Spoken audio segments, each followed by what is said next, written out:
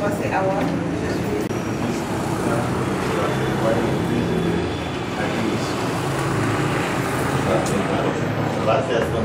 Commercialisé avec aussi CEVER, une société qui fait aussi la préparation d'alimentation. Nous sommes en train de travailler avec aussi. Donc, il y a plusieurs sociétés comme ça avec lesquelles nous travaillons. Nous comptons de garantie entre les producteurs et ces grandes sociétés. Nous sommes le pont entre les producteurs et les clients. Alors, même les grandes dames, c'est-à-dire ceux qui sont dans les supermarchés et aussi le marché de camp, parfois se manque des produits parce qu'il y a des clients spécifiques qui doivent servir. Donc, on a encore signé le contrat avec ces dames-là pour leur servir des produits pour garantir que ça ne soit pas de va-et-vient comme les producteurs avaient l'habitude de faire. Mais c'est du fait qu'on ne produit pas suivant le rythme du milieu du marché. On a dit que nous avons fait une planification pour que la production suive le rythme du marché. Donc, au fil du temps, on a constaté que, parce qu'on est dans un groupe avec les jeunes agronomes de la commercialisation du climat béninois vers l'Asie, et ce document c'est sur 3 ans. Donc nous allons progressivement travailler. Et dans 3 ans, nous allons répondre à la découverte. Nous allons se préparer parce que le Bénin n'est pas encore à ce niveau pour pouvoir livrer directement dans cette quantité de documents. Nous allons travailler. Donc actuellement, nous avons déjà commencé, on a déjà livré 100 nouveaux producteurs encore. Et on a déjà une variété, la variété de piment qui est acceptée sur le marché international. On a déjà importé la variété, c'est déjà avec nous ici. Nous allons mettre à la disposition de ces producteurs cette variété de piment. Ils vont expérimenter, nous allons voir est-ce que ça répond, c'est adapté à notre milieu, quelle est la productivité, est-ce que c'est rentable aux producteurs, est-ce que c'est bon. Donc nous allons analyser à l'interne d'abord, est-ce que c'est possible d'abord. Donc durant ces 3 ans-là, nous allons prendre notre temps pour faire toutes ces études-là. Et nous allons aussi envoyer un échantillon, nous aussi pour apprécier, analyser, pour voilà, dans quelles conditions nous sommes d'accord. Et maintenant nous pouvons aller passer un petit peu comme ça. Donc c'est un élément que nous sommes en train de négocier vers certains jeunes du Burkinabé qui aussi demandent des concours séchés. Donc c'est des concours, on n'est pas encore à trop appuyer le fond en grande quantité des produits maraîchers pour pouvoir faciliter la commercialisation aux producteurs. Parce que le projet attend pour pouvoir commercialiser en grande quantité, pour pouvoir de temps en temps étendre la superficie des productions. Donc c'est un peu notre objectif. Que les producteurs avaient l'habitude de rater, mais si avec nous, il s'est planifié, c'est sûr que il voulait aller faire la livraison. Pourquoi elle est pressée? C'est elle qui s'occupe de la livraison des produits ici. Elle est volontaire. Voilà un résumé rapide des activités de la ici. Si nous avons des questions, des préoccupations. C'est le climat des produits maraîchers. Avec tous les aménagements qu'on a réalisés, on s'attend à une grande production. Et il faut absolument assurer le climat de ces produits, sinon ça risque de démotiver les producteurs. Et là, si vous vous inscrivez justement dans cette perspective de commercialiser ces produits, je crois que vous aurez continué à résoudre le problème. Évidemment, c'est pas facile, mais il faut continuer à chercher. Ma question c'est, vous êtes en partenariat aujourd'hui avec combien de coopératives de maraîchers? Vous êtes en partenariat. Et la deuxième question pour l'année 2022 par exemple, quel est votre objectif, quel est le tonnage que vous comptez commercialiser?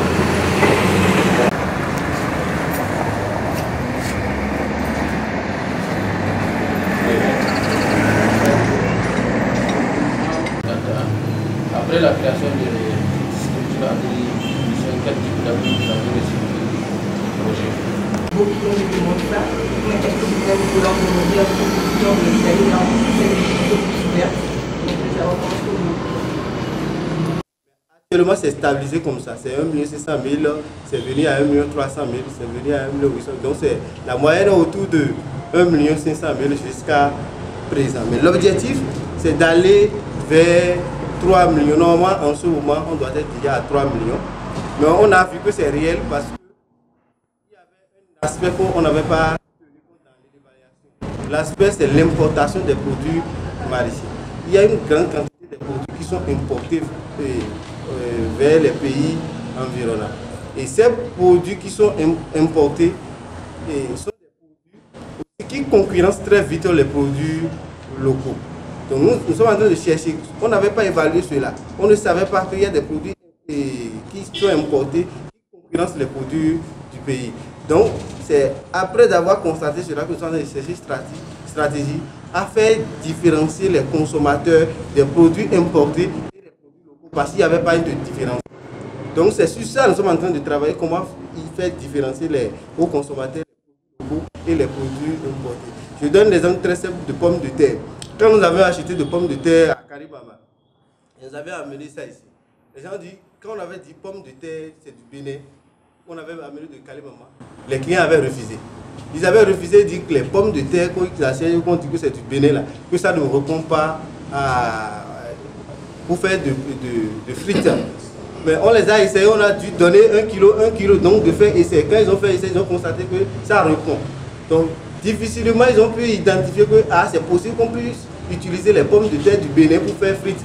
Sinon, selon les consommateurs, c'est uniquement les pommes de terre importées qu'il faut utiliser pour faire du frites. Et ça serait aggravé, donc si bien que quand tu proposes pommes de terre importées, tu dis pommes de terre importées, ils n'achètent pas. Et vous allez voir sur nos affiches là, on ne met plus de pommes de terre importées, mais on met des pommes de terre pré-hibées pour les frites. Donc quand ils voient ça, ils constatent que c'est pour frites, ils achètent. Mais c'est le pomme de terre du Bénin qui continue toujours d'acheter. C'est sans. Donc on est en train d'utiliser cette stratégie-là pour faire asseoir la consommation des produits locaux. Donc c'est ça qui a joué. Jusqu'à aujourd'hui, on est encore en moyenne 1 500 000 de chiffre d'affaires. Et donc j'ai pu répondre la question de chiffre d'affaires. Les appuis du projet PADMA. Je ne suis pas seul qui travaille ici. J'ai une équipe, il y a 2 personnes qui sont sur le terrain qui travaillent. Et il y a 2 aussi béninois qui sont ici, qui travaillent avec moi. Celle-ci qui est chargée de commercialisation et celui qui conduit le tricycle. Mais c'est des jeunes que j'avais recrutés qui n'ont pas de formation de base. Alors il faut former, en réalité il faut former ces jeunes-là. Alors le projet PADMA avait pris le devoir de former ces jeunes-là. Elle avait suivi de formation de 2 semaines sur les techniques de marketing, les techniques de commercialisation. Donc c'est ça qui l'a permis de pouvoir supporter, de pouvoir assurer les fonctions de ce poste. Donc le projet l'a formé sur ces techniques. En plus de cela, on avait élaboré un plan d'affaires. Le plan d'affaires, il y a une part que nous devons supporter et il y a une part que le projet nous a garantie.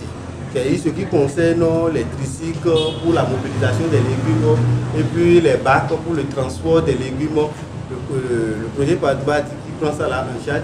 Et le reste, nous faisons ça. C'est le reste là que, en discutant avec les jeunes, l'équipe japonaise, ils ont dit, comme un projet dans le pays a dit il va prendre jusqu'à tel niveau en charge, alors eux, ils nous aident pour le reste. Donc eux, ils ont contribué pour la location et pour les charges salariales pendant 6 mois. Ils ont dit on vous supporte pendant 6 mois pour les charges salariales, du moment que vous deviendrez autonome. Donc c'était un peu les appuis.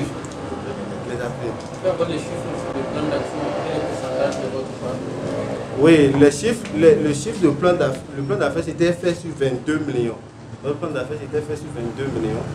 Et sur 22 millions, l'équipe japonaise a pris en charge 6 millions.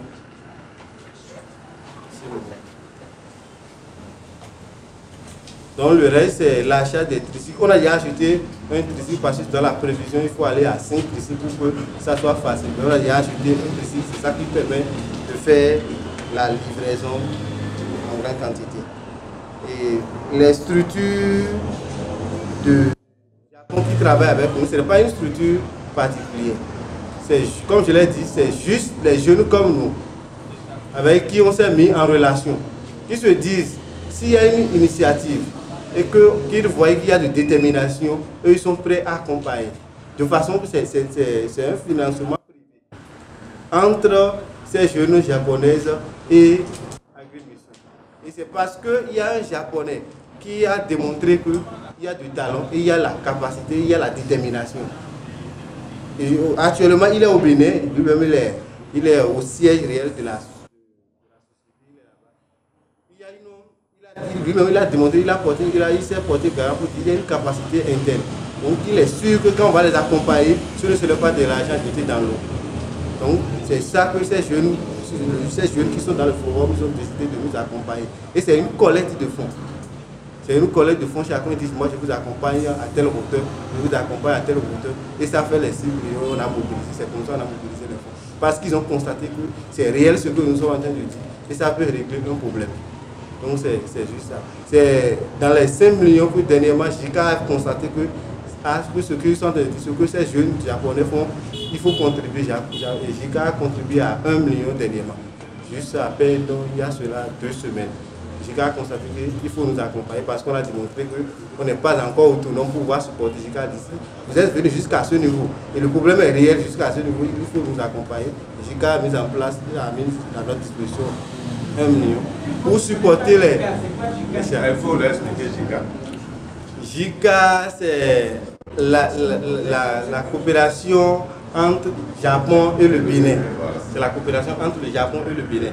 Donc c'est cette coopération qui travaille pour aider le Bénin dans tous les nécessaires. Donc quand ils ont constaté qu'il y a une initiative que ces jeunes japonais supportaient, donc ils ont accompagné. Concernant la production biologique, c'est d'abord ça qu'on a commencé. C'est uniquement bio natif. C'est vrai, au départ, on n'avait pas trouvé les produits bio parce que les producteurs disent quand nous produisons bio, on n'arrive pas à vendre au prix qu'il faut. Donc au départ, on les a dit non, on vous garantit. Ce qui a fait qu'on n'avait pas visé, le premier objectif, ce n'était pas au départ de faire un bénéfice. Parce que si on dit on va faire le bénéfice, au même temps au départ, on ne va pas aider les producteurs. Et on ne peut pas atteindre notre objectif. Donc au départ, on a dit d'accord, on achète au prix normal qu'il faut en tant que bio. Mais les consommateurs n'achètent pas en ce moment à acheter au prix bio parce qu'ils ne se sont pas assurés que c'est effectivement bio. Donc c'est progressivement en consommant, en utilisant le produit qu'ils ont constaté qu'il y a des différences par rapport à ce qu'ils avaient l'habitude d'acheter. C'est maintenant qu'ils achètent à acheter au prix bio. Donc c'était un peu comme ça. Et nous sommes en train de travailler avec toujours le projet. Le projet nous a garanti la certification SPG de tous les producteurs avec lesquels nous travaillons. Donc la liste est avec le projet déjà.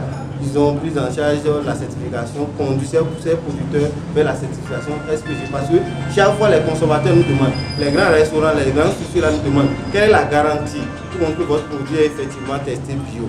Donc nous avons dit la certification bio serait utilisée, la certification SPG serait utilisée comme la garantie. Concernant le projet concernant le mécanisme de collecte des produits, il n'y a pas de la collecte directe du champ vers le restaurant. Non, ça prend forcément pas ici. Et comme je l'ai dit, il y a 2 structures, il y a 2 jeunes qui travaillent au champ avec nous. On a recruté 2 techniciens qui travaillent avec nous. Et c'est ces 2 techniciens-là qui suivent tous les jours les producteurs. Parce qu'il y a une planification. Le producteur n'était pas habitué à respecter des planifications. Donc, ces 2 techniciens qui travaillent avec Agrimission suivent les producteurs dans le respect de la planification, dans le respect des techniques et dans le respect des normes que nous avions définies ensemble avec les producteurs. Donc, c'est ceux-là qui s'occupent aussi de la collecte des produits du champ vers Agrimission. Moi, je les aide en tant que superviseur. Donc c'est juste ça. Et pour envoyer, pour faire les livraisons, parce qu'il y a des moments donnés que la livraison nous dépasse un seul ici qu'on ne pouvait pas faire.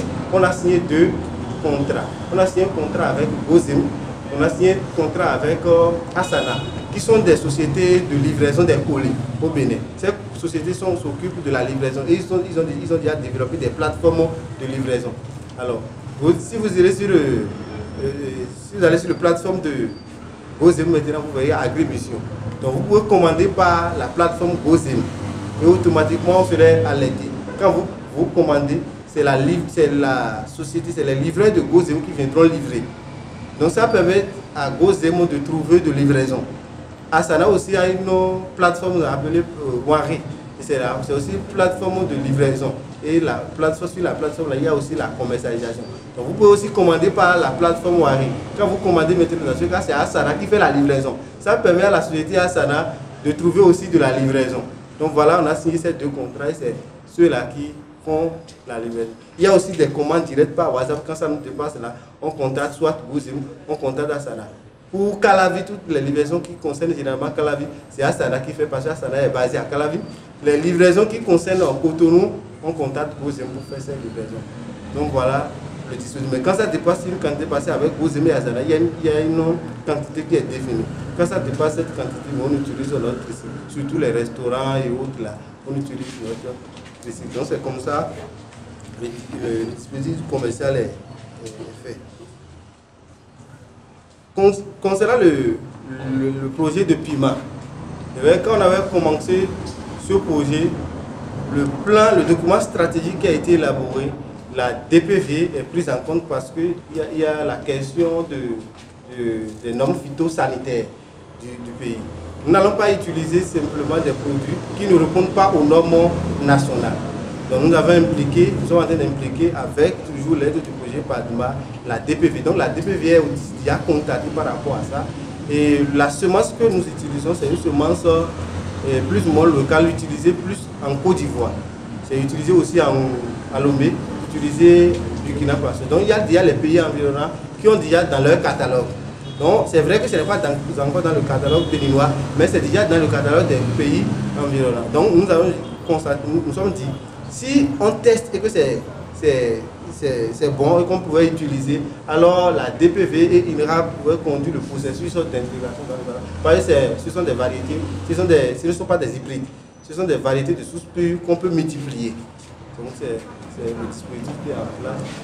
Et tout ce qui concerne aussi la mobilisation des intrants autour de ce projet, c'est la SODECO, parce que c'est la plus grande société qui s'occupe de la gestion des intrants au Bénin. Donc la SODECO est impliquée pour que les normes phytosanitaires soient respectées. Et les normes de qualité, tout ce qui concerne les normes de qualité, et taux de Scoville, tout ça là, c'est l'ABSA. Le projet est en partenariat avec l'ABSA. Donc l'ABSA va passer pour s'occuper de toutes les questions de normes qualité, normes hygiène, tout ça là. Donc voilà un peu le projet, comment est conçu le projet de Pima. Comptabilité au trimestre. Il y a une application qui est sur la comptabilité. Et nous avions des smartphones ici. Automatiquement aussi l'application enregistre suffisamment une mentionne dedans, tout ce qui est demandé, ce qui est acheté. L'application enregistre. Les plateformes Gouzem et Wangi. On va essayer d'expérimenter ces 2 plateformes, voir les 2 plateformes qui existent. Cette plateforme avant de développer une autre plateforme. Et pour la semaine passée, on avait décidé de revenir sur l'application parce que les producteurs disent. Donc cette application va permettre de connecter les producteurs et aussi les consommateurs, ceux qui sont les clients de l'agriculture. Ils pourront discuter, les consommateurs peuvent avoir une visibilité sur la production, la traçabilité, de discuter encore sur l'application. On avait vu qu'il y avait déjà un concepteur qui est déjà pour nous élaborer notre partie pour formation. Merci. Le directeur de la mission fait partie des jeunes que le FIDA avait un séminaire au forum. Donc il faisait partie de l'équipe de jeunes qui avait été désignée pour investir dans ce forum au Cameroun. Ils étaient 2 entre eux. Quand il commence avec le forum, il est souvent trop long. Il va falloir en 2 minutes. On l'avait vu dans le film. Il y a de l'impact du forum parce que toutes ces relations, et je parle du Japon, je parle de Chine, il y a des techniques ça a implémenté non seulement ma vie, mais aussi la vie de ma coopérative. Puisqu'il a commencé par dupliquer à partir de la. Non seulement les techniques, il y a beaucoup de techniques qui sont développées, comme le chef que j'ai là. Si nous allons entrer dans ces détails, on ne va même pas aussi étudier. Non seulement c'était même l'approche qui nous a amenés à ici. Parce que c'était la plus meilleure approche que les Kenyans ont développée dans leur pays. Je crois que c'est 2020. On avait déjà capitalisé à Boricon cette approche. Et concernant aussi le projet de Pima que j'ai parlé, il y a une équipe Le projet PADMAR composé de 5 techniciens qui travaillent avec nous. Mais vous alimentez la base de données de PADMAR en leur envoyant par exemple les quantités commercialisées et pour qu'on voit exactement où vous vous situez pour la commercialisation. Pour le moment, la collecte se fait par nos équipes de collecte au niveau de PSL. Parce qu'il y a un ancien PSL qui sont à la disposition aussi, les appuis aussi et le facilitateur communautaire. Donc là, il va falloir qu'on ait la capacité de puisse aller dans la collecte pour ces différents. Sinon, ces données sont remontées à travers notre système de collecte. En partenariat avec le PADMAR qui les renforce dans tout ce qui est gestion, recherche de marché, marketing. Vous voyez les réalisations. Mais on ne pouvait pas s'attendre à autre chose avec vous. Vous sous-traitez la distribution à d'autres structures. Ça c'est vraiment très bien. Il faut vous spécialiser dans la commercialisation, la mise en marché et laisser la distribution aux autres structures. Encore une fois et bonne continuation. merci. Merci beaucoup. Ok, merci. Désolé, on se revoit.